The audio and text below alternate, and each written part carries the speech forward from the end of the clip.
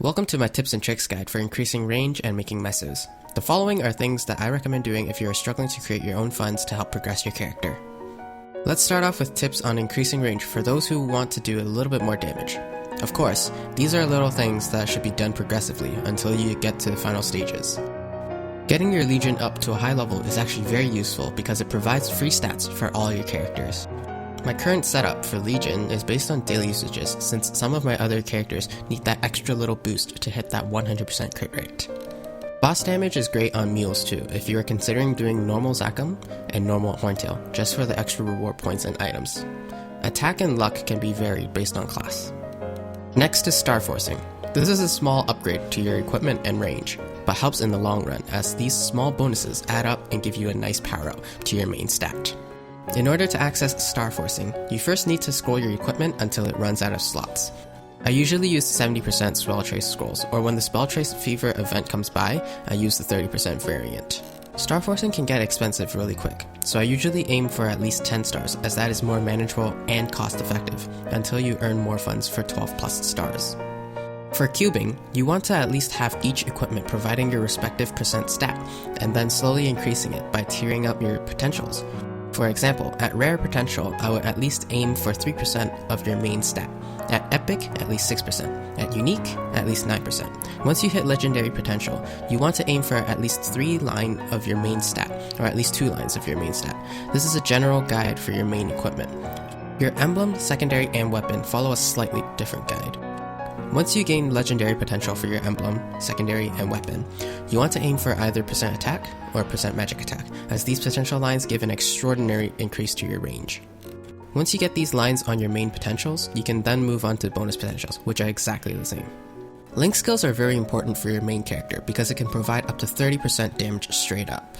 The important Link skills that you want to increase your damage are Angelic Buster, Demon Avenger, Xenon, Kana, Hayato, Cannoneer, a level 200 Cygnus Knight, and a level 200 Explorer class of your choice.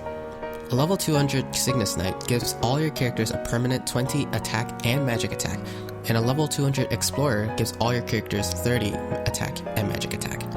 Link skill levels are achieved when the character is at a certain level, being 70, 120, and 210. The classes mentioned before will increase your main character's damage significantly, and all you have to do is level up those classes to 120, which is extremely easy, not to mention that this also helps your Legion levels increase. The next task you want to focus on to increasing your range is to do your dailies.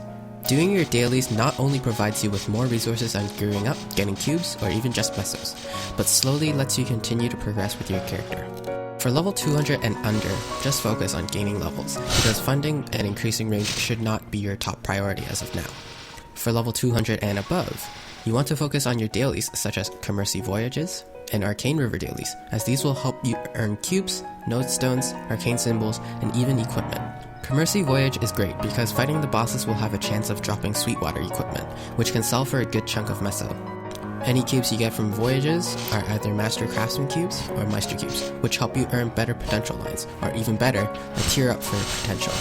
For Arcane River dailies, you can earn arcane symbols, which directly give 100 base main stat for every level the symbol reaches. Node stones are always good because you can focus on maxing your perfect tri-node or your main 5th job skills. You can also gain decent skills, which can be helpful when you are doing your dailies. I always stress this, but MapleStory always has some sort of event going on. Whether or not it's a big event or not, always take advantage of these events as there are many good items that can help you. As of now, the 13th anniversary event is extremely well worth the time and effort that you put in to earn more epic potential scrolls, master craftsman cubes, gold potential stamps, and etc. These are the main things that I go for in the event shops because they will always be useful to me. Currently, the Vengeful Ring is not useful to me because I already have the rings that are better than that, so I don't have to bother purchasing that. If you are in need of a good ring, then perhaps focusing on getting the Vengeful Ring, as it will last you a long time, until better rings come back into the game. Now this last tip for increasing range might just be complete nonsense, but bossing is actually an extremely helpful way to gearing your mules and attaining equipment. Defeating bosses regularly rewards you with 50 reward points. These reward points can be used in the cash shop to purchase 5 red or black cubes every month. So when you get that 2 line % main stat unique potential and you really don't want to roll away the lines, you can always use a black cube to get the chance to tier up your potential without losing your 2 lines. Or if your equipment is already at legendary potential but has terrible lines, you can always use the red cubes to roll for something better. As a result, bossing will slowly but surely aid your progression on increasing your range.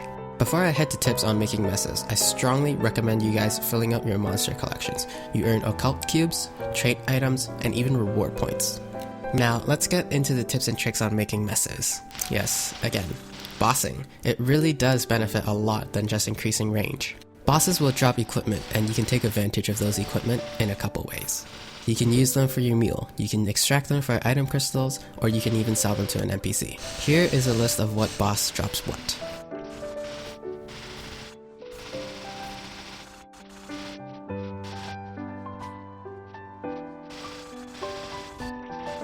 I usually give my mules as many parts from the boss accessory set, as it is a good set for training. However, if you are in the mindset of making mesos, I recommend extracting all the equipment you get and hope that you earn superior item crystals and philosopher's stones.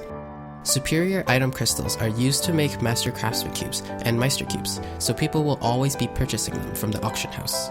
Philosopher's stones let you craft more equips that you can then extract again and see if you can get any more superior item crystals. Spell traces are always sold in large quantities, so if you have a lot sitting in your inventory, sell them when the spell trace fever is coming. People will buy large quantities of them to prepare for spell trace fever. Now earlier, I mentioned doing commercy voyages daily. Save up your dinero and buy either the Sweetwater tattoo or monocle from the shop, and then put them up on the auction house for whatever the market price is going for. Usually, they go around for around 700 mil to 1 bill, depending on supply and demand. With the removal of the free market, checking prices should be a little bit easier due to the auction house's features. Next is Golux's items. Every time you defeat Golux's head, the pendant or belt can drop, and you can sell them in the auction house. A lot of people make mules that they don't really care about progressing any further and farm Golux coins to purchase the superior Golux ring and earrings to sell on the auction house. This is actually a good way to make a quick couple billion messes because you can only buy them once in the Golux NPC shop. Throw an epic potential scroll on it and put it up on the auction house for a more enticing sale. The respective pendant and belts aren't worth as much because they can be farmed. The next item you want to sell through the auction house may take some time because it requires a premium Scissors of Karma. Defeating Hard Magnus usually drops a couple of Tyrant Capes, and these go for roughly 700 mil to 1 bill, depending on supply and demand. There is definitely a healthy market for nodestones as there are always people buying them. I do not recommend this as a method of making mesos unless you have already maxed your nodes. Nodestones go for around 100 mil each in grazed, which is ridiculous. This number is really based on your server economy and supply and demand. Selling Chaos Cubic and Cubic Blades through the auction house is an extremely great way to earn mesos. You can get these from defeating elite monsters and completing your daily commercy voyage runs. In grazed, Cubic Blades go for around 5 mil each, and the Chaos counterpart goes around 45 mil each, which is amazing. They usually sell really fast too, because people are always needing them for making cubes. This is definitely the easiest way to make mesos as you constantly get them from your dailies.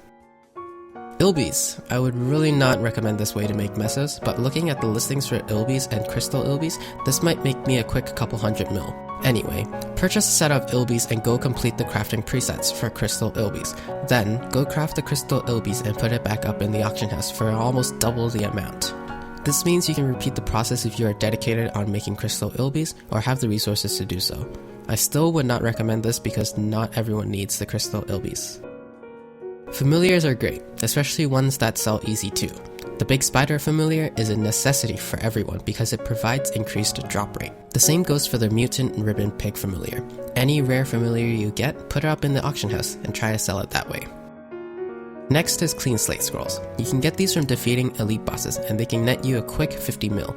CSS are always important because endgame players are always in need of them when their scrolls fail and lose a slot on their equipment. You can save them for yourself, but I would just sell them and save up funds for that next upgrade. Chairs. This is a more difficult method of making messes, but the 13th anniversary shop lets you purchase tradable chairs. The one everyone really wants is the sun chair because it looks cool.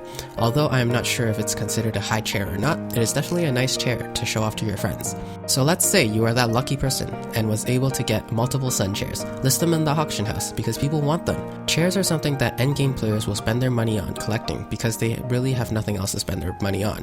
The EVA chair is also a good chair to sell, but that event has passed.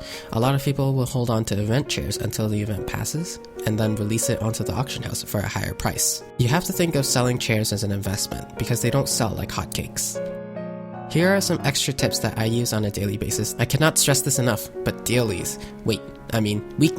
Mulong Dojo is a weekly daily that you should do every week, because you can earn 100 mil. Just head in, defeat the boss on the first floor, and leave. The rankings were set every Monday, so check back every Monday for your 5,000 points, and purchase the Mugong's Guaranteed Honor EXP. This sells for roughly 100 mil in the auction house, so if you want, you can actually do dojo every week and see how far you reach. I usually earn 15,000 points, so I can buy 3 of them, and earn around 300 mil every week.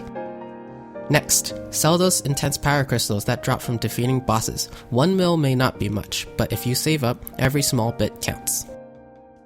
Okay, this one's pretty RNG, but once you finish your Root Abyss bosses, the coins can be used to purchase Root Abyss boxes. So buy the glove and shoe one, and see if you can get a level 100 equip that has the tag 100% tear up when cubed. Cube the equipment to legendary, and then either use it or sell it in the auction house. Last but not least, I really don't use this method, but selling service. Golux scrolling service or Kano service is the last thing I would do if I am really strapped on funding, which really never happens. But if you are looking for a way to earn that extra meso, this could help. Selling service really depends on how much you really want to charge. I would say give a reasonable price to your buyer and be friendly. There will always be repeat customers. I hope these tips and tricks were helpful to you guys. Thanks for watching.